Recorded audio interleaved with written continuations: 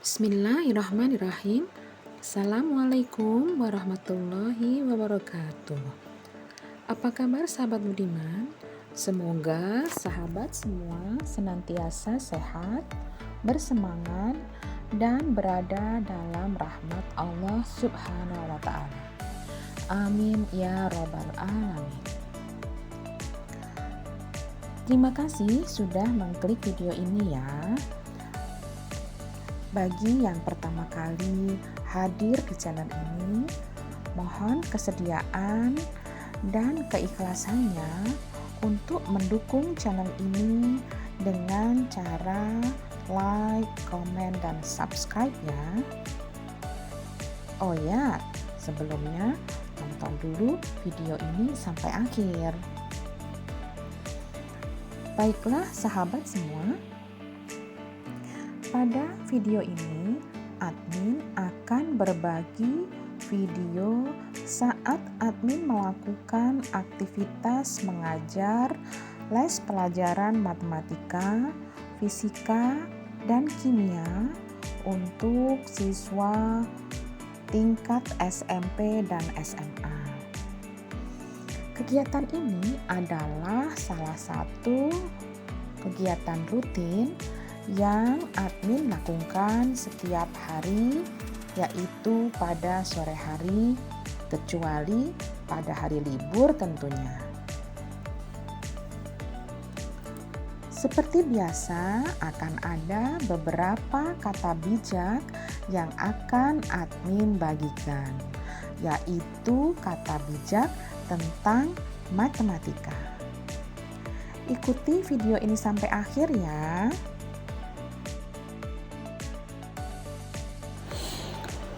Sahabat semua, sebagai seorang yang sangat menyukai pelajaran matematika, fisika, dan kimia, saya ingin berbagi pengalaman dan hikmah dari menekuni pelajaran yang kebanyakan menjadi momok para siswa.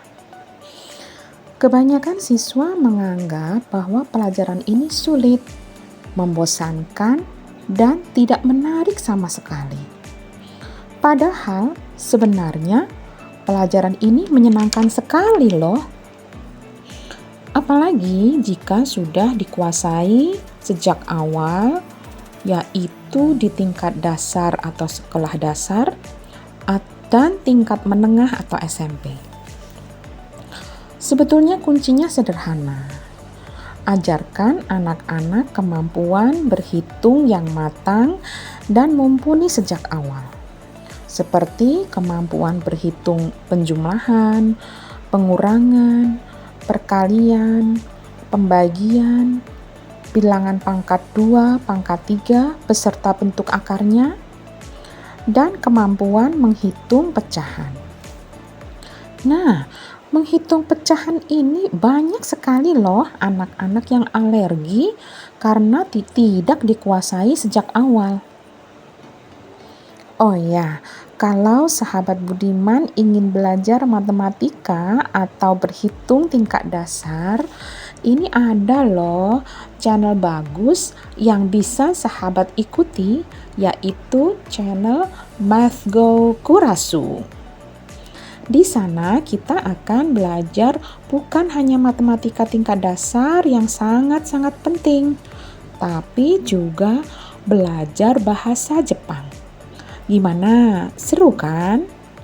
Makanya mampir ya ke channel MathGo Kurasu. Nah, kalau anak-anak sudah menguasai matematika, biasanya akan mudah untuk menguasai pelajaran fisika dan kimia. Karena di dalamnya memang banyak hitung-hitungan yang digunakan. Sahabat semua, berdasar pengalaman mendampingi anak-anak belajar matematika, fisika, dan kimia ini, apa sih hal yang sangat penting diperhatikan saat mengajar dan mendampingi mereka? Yang pertama, ajarkan konsep dasar dulu. Berikan contoh-contoh nyata dalam kehidupan sehari-hari untuk mendeskripsikan atau menjelaskan materi pelajaran itu. Sebagai contohnya, pada saat kita belajar tentang fisika bab gerak misalnya, kita bisa bercerita dulu tentang aktivitas kita saat naik sepeda, motor, atau mobil. Pada saat diam, artinya kecepatan awal sama dengan 0. Biasanya diberi simbol V0. Kemudian pada menit kesekian, kecepatannya menjadi sekian. Bisa dilihat di speedometer ya. Itu adalah kecepatan akhir. Simbolnya VT. Kalau kita ngegas atau ngerem, itu namanya percepatan. Dan lain-lain masih sangat banyak analogi dan contoh-contoh nyata dalam kehidupan sehari-hari kita. Dengan penjelasan seperti itu, anak-anak jadi mudah memahami konsep dasar fisika. Ajak mereka membayangkan kasus-kasus di dalam soal-soal yang mereka temui. Dengan demikian, mereka akan mudah menemukan rumus-rumus dan menyelesaikan jawabannya. Nah, sekarang contoh lain nih dalam pelajaran kimia. Wow, sangat seru loh belajar ilmu ini karena kita jadi tahu kelakuan atom-atom, elektron, proton di dalam unsur-unsur di alam ini. Bagaimana mereka berikatan? Nah, perikatan ini kita bisa personifikasikan ya. Maksudnya kita umpamakan seperti manusia, seperti itu. Karena memang gitu loh, atom-atom ini lucu. Mirip kelakuannya sama manusia. Contohnya, pada ikatan ion. Itu adalah gabungan atom yang saling memberi dan menerima elektron, dan ikatan itu berlaku pada ion positif dan ion negatif. Nah, kalau dalam kehidupan manusia itu seperti sebuah pernikahan, yaitu saling memberi dan menerima untuk membentuk keadaan yang stabil. Ada lagi bentuk ikatan lain namanya ikatan kovalen, yaitu ikatan yang terjadi karena pemakaian bersama atom-atom atau elektron-elektron bebas. Kalau dalam kehidupan manusia, itu seperti pertemanan atau patungan gitu loh. Nah, ada yang lucu nih. Ternyata atom itu ada ya yang kalau berteman itu sukanya nebeng terus. Nggak pernah mau patungan. Nah, itu namanya ikatan kovalen koordinasi. Wah, banyak banget hal-hal lucu dan keren yang terjadi di dalam dunia kuantum ini loh, sahabat Budiman. Pokoknya seru banget deh. Oh ya, perlu dijelaskan juga contoh-contoh atau hasil-hasil real dalam kehidupan nyata tentang ikatan-ikatan tersebut. Misalnya ikatan dalam air membentuk H2O. Ada gula, rumusnya C12H22O11. Ada juga CO2 atau karbon dioksida. Ada juga alkohol yang rumusnya C2H5OH. Semuanya itu bisa dijelaskan sejak awal mula terbentuknya dari tingkat atom dan elektronnya.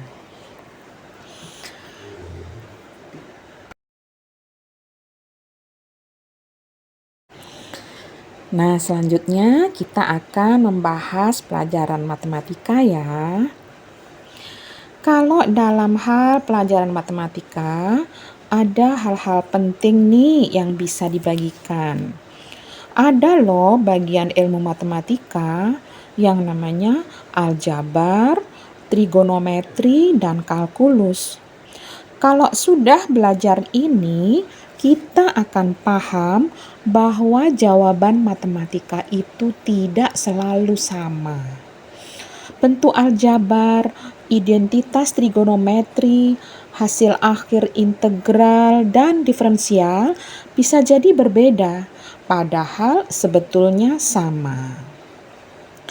Nah, apa hikmah dari hal ini? Hikmahnya adalah sebagai berikut. 1. Kita jadi lebih toleran dan tidak cepat menghakimi orang lain. Yang kedua, kita harus lihat prosesnya untuk menilai sebuah kebenaran, bukan semata-mata hasil akhir saja. Yang ketiga, kita akan menjadi pribadi yang sportif dan suka mengintrospeksi diri. Karena suatu kesalahan sangat sering terjadi dari hal-hal kecil yang kita anggap remeh. Bahkan kita sering kali tidak menyadari sudah berbuat kesalahan.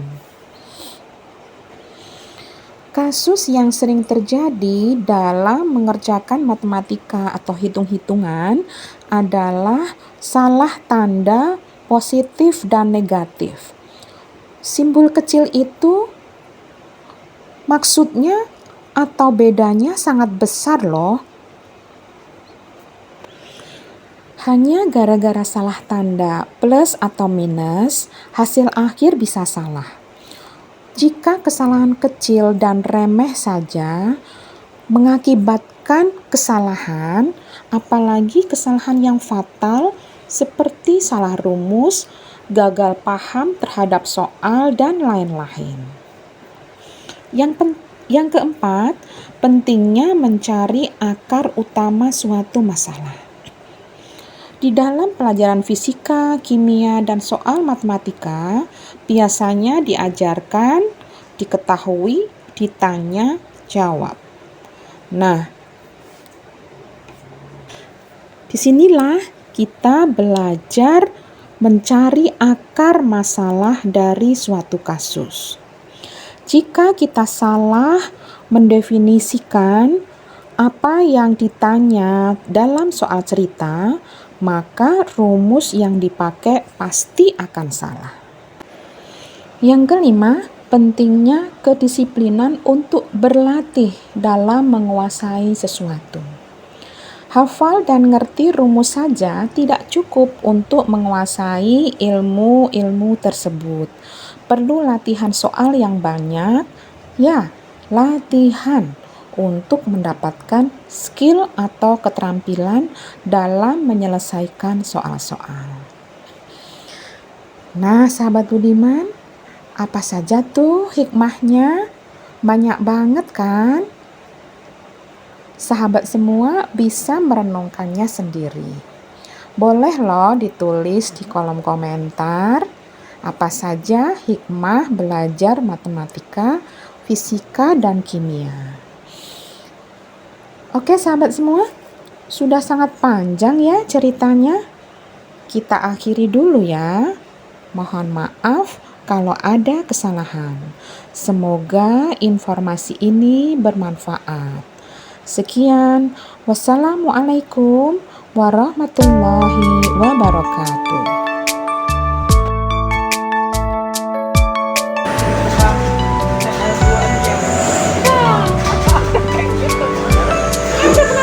Bagaimana membuat rumus kimia ya kan? Ini berfungsi di situ. Jadi kalau ada MG sama Cl ketemunya,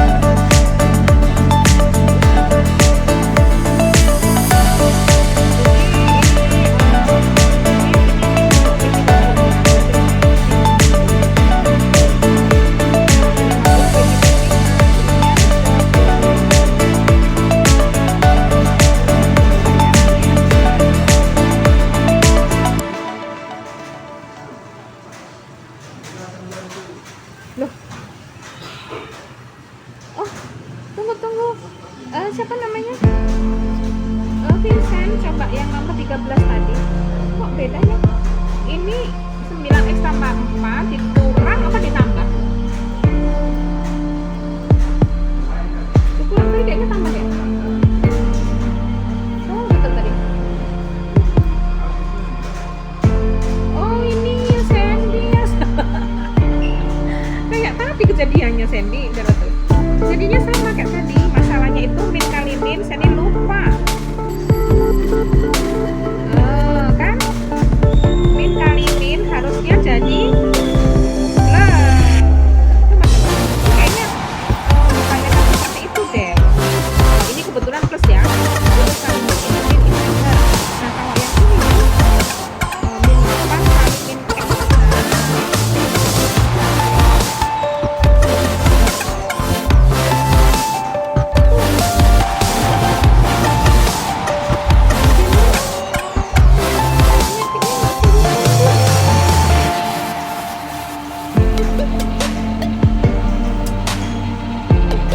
Ini kok plus 8 lagi dari mana?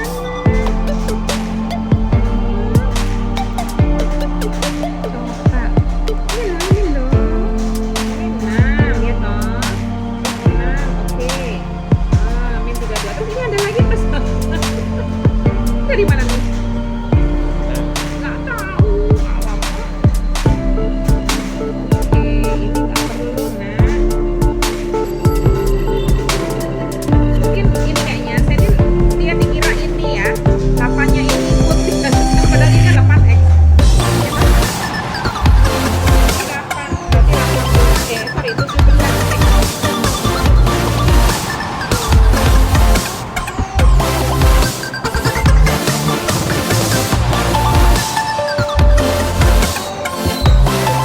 Nah 9 kali 4 bagi 30.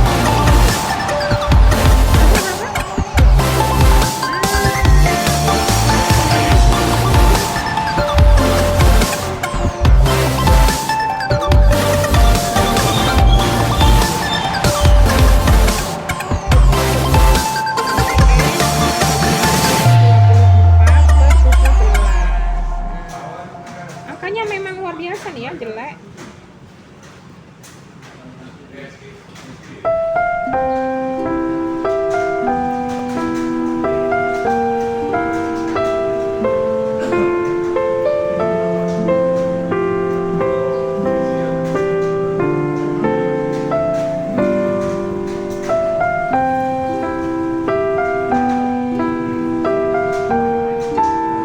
Benar. Sip. Nah, ini udah ditulis tadi ya, 15.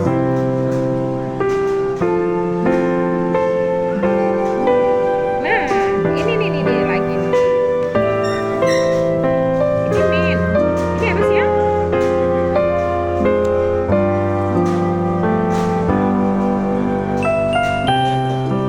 iya ya. Harusnya tandanya apa sih? Min ya.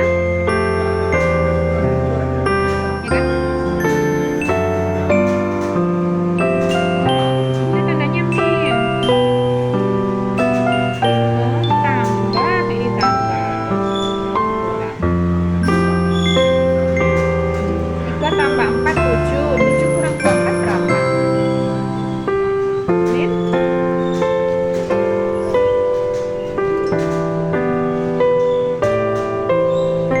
17 per 10. 7 per 5 ya hasilnya.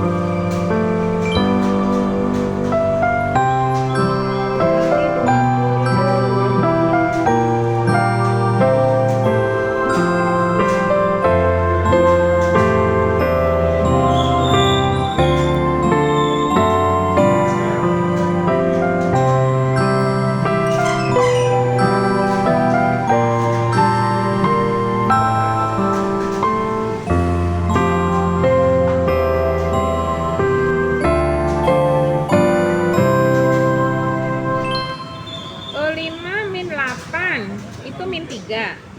Min 3 min 2 itu min 5. 5 kurang 8 min 3. Min 3 min 2. Ini jadi min 6, kemungkinan dikali nih.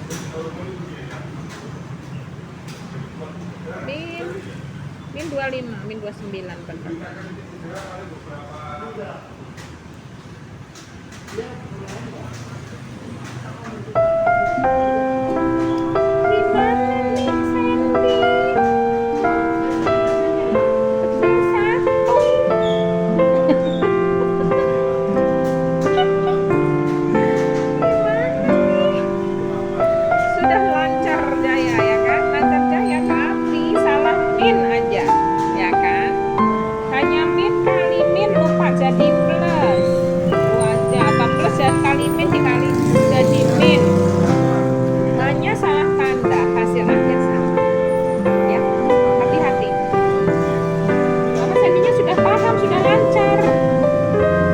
Tidak merasa bersalah. Iya enggak? Tidak merasa bersalah sama sekali. Ya, coba lagi hati-hati ya. Nyubitnya jangan diulang-ulang dong. 55 soalnya. Lanjutnya berapa? Lanjutnya berarti 18 sampai ya, cuma 3 soalnya. Mudah-mudahan yang ini nggak ada yang sama. Wah, agak susah nih Sandy. Yang nomor 20-nya. 20 sama 21. Kalau nanti Ibu bantuin.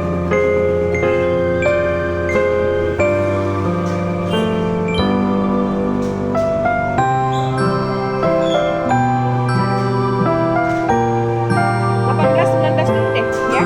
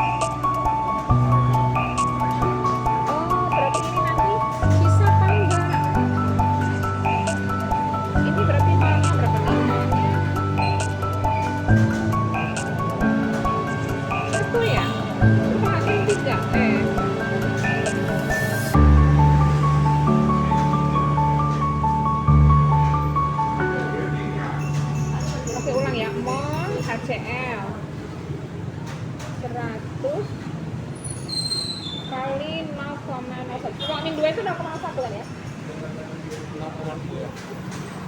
Jadi 1 milimol 0 NaOH. Kalau pH 10 berarti OH min POH 4. 4 berarti OH min pangkat min 4 ya.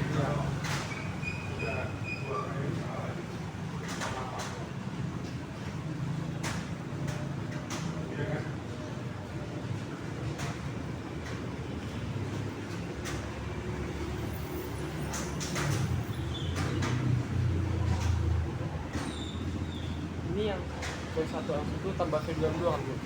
Sama dengan buka kurung V1 tambah V2 kali M3 ya?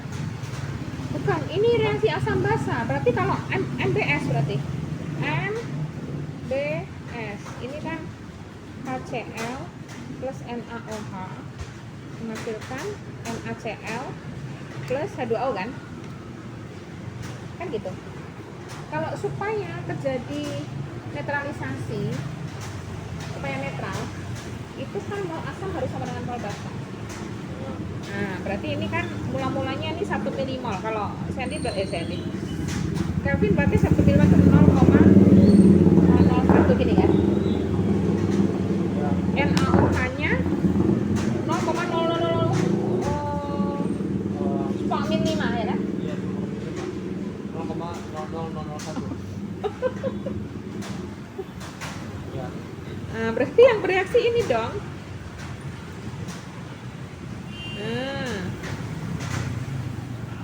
Kan gitu konsepnya. Ini nggak cukup kalau pakai ini kan. Nah, berarti ini hasilnya 0,000. Ini juga belum ini. Ini pH. Oh enggak ding. Ini hidrolisis.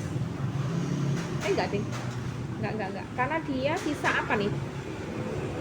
Dia sisa ini habis, ini sisa asam. Sisa asamnya adalah, oh my god, berapa nih? 0,001 dikurang 0,000.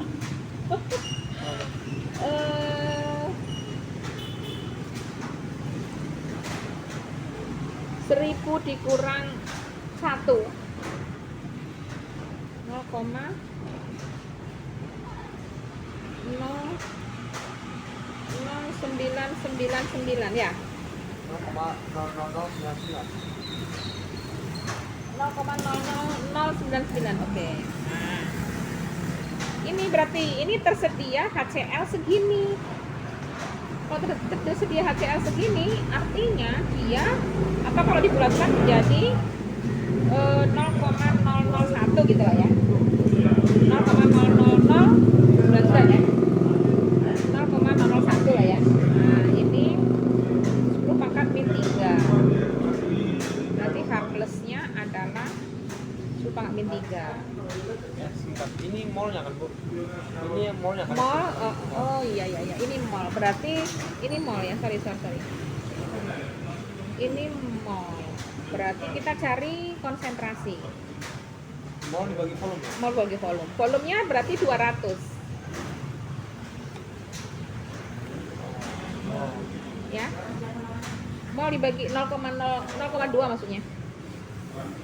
Ya kan? 10 pangkat 1 kali 2. 10 pangkat min 10 pangkat min 3 per 2 kali 10 pangkat min 1 kan? Iya. Berarti 0,5 kali 10 pangkat min 2 ya. Nah, 5 kali 10 pangkat min 1. Jadi 1 min log 5 pH-nya. Ada kurang dari apa ini? pH-nya saya bingung kali Bu, cara pakai rumusnya gimana? Banyak kali. Saya pakai yang V1 tambah V1 tambah V2 sama dengan V3 gimana? itu kalau sejenis itu. Jenis maksudnya itu misalkan asam itu dengan asam itu dia nggak bereaksi kan? Artinya campuran aja. Campuran biasa, mencampurkan biasa. Tapi kalau dia itu asam basa, berarti kan bereaksi dia. Kalau bereaksi dia berlaku penetralan sebetulnya, tapi tinggal sisanya apa? Kan contohnya nggak ada loh. pH-nya harusnya kurang dari 2 nih, kurang dari. Sini nggak ada yang sisa asam ya. Ini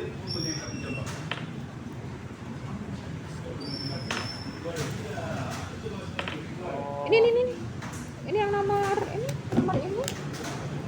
Ini kan berarti ACL-nya sekian. Oh ya, ini pas juga. Ini pas ini. Ini mah sama, ya kan? Ininya sama, nggak ada yang sisa.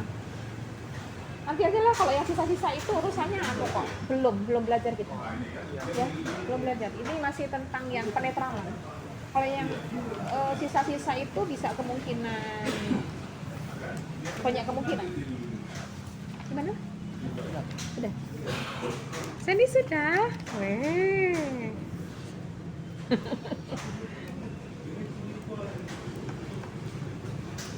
Wow. Ini dikali 6 ya.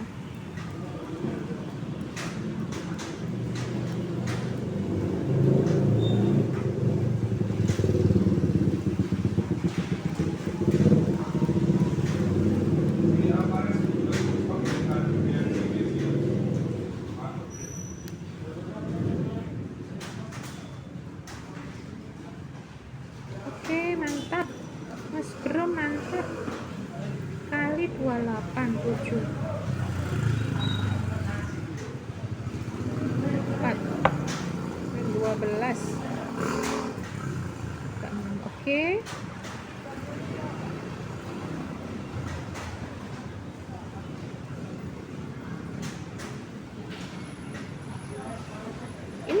Ini coba 14 min 28 min 36 hasilnya berapa nih, coba periksa nomor 5 yang ini nih, ini kesini nih, ini hasilnya berapa?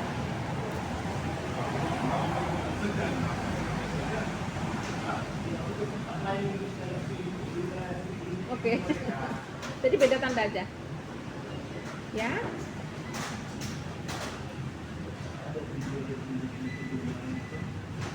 Jadi berapa hasilnya? Oke. Jadi bukan min 10 tapi plus 10. Tapi beda loh ya, min 10 sama plus 10. Min 10 itu kamu punya utang 10, kalau plus 10 itu kamu punya 10. Jadi beda.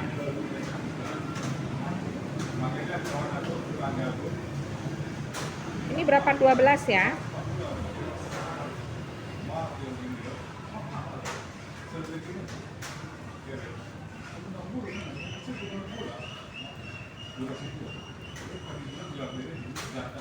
Sama dengan 3 kurang 24 tambah, oke.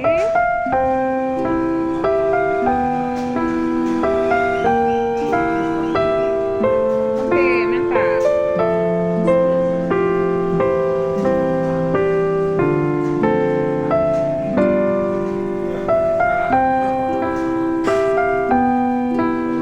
Bagi 45 ya.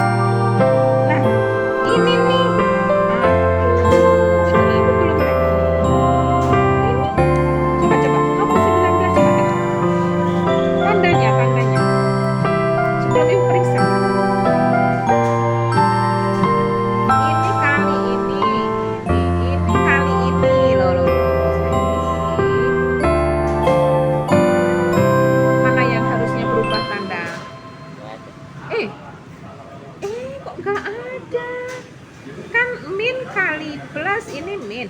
Ini artinya min 4 dikali plus 4. Iya, ini min. Betulin. Ini dari tadi kan nggak dibetulin, makanya Sandy lupa terus.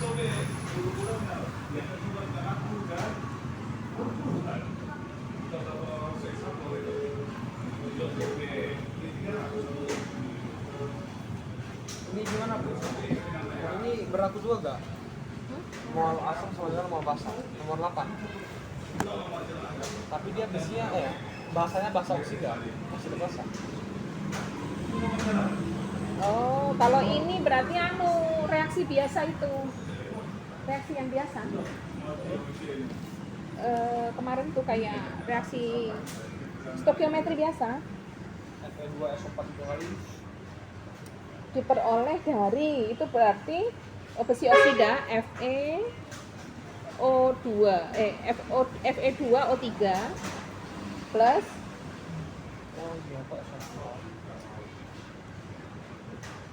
H2SO4 menghasilkan Fe2SO4 3, gitu kan, plus H2O. Nah terus dibuat kayak biasa, samakan koefisiennya dulu 2 ya, 3 ya.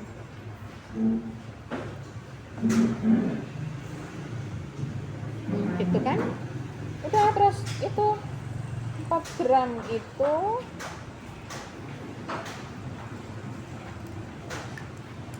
jadi yang 4 gram besi itunya diubah ke mol dulu, stokiometri biasa. Sebentar Bu, saya bingungnya tuh nggak tahu apa pas di ininya. Ini Kenapa nggak Fe O-nya kayak O7 atau O berapa? Ini kayak aduh dia ini tuh besi itu hanya ada besi oksida besi itu ini aja, Fe2O3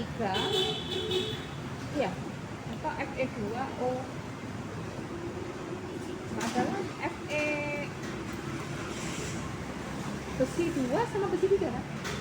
FeO sama Fe2O3 kan besi hanya ada 2 sama besi 3. berarti dia ambil ke kationnya Fe, anionnya SO42 min ya. Jadi SO42 min sama F3 plus. Iya.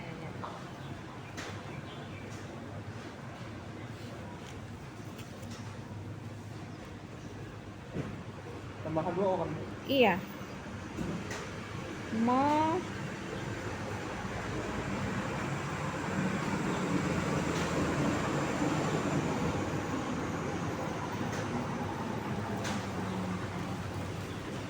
gram per mr 4/400 jadi 0,01 mol. Ini 0,01. Yang ditanya adalah asam sulfat. Berarti ini 0,03.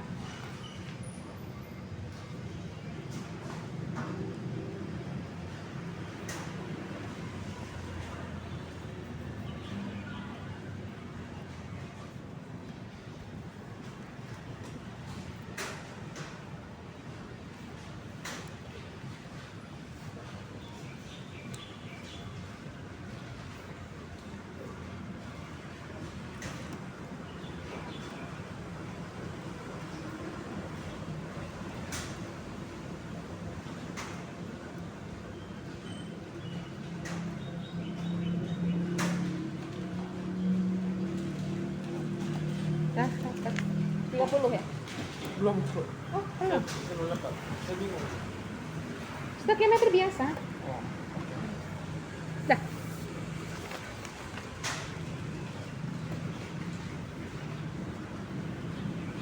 Berapa ini? Aku nggak bawa jam saja. Oh, nggak ada juga.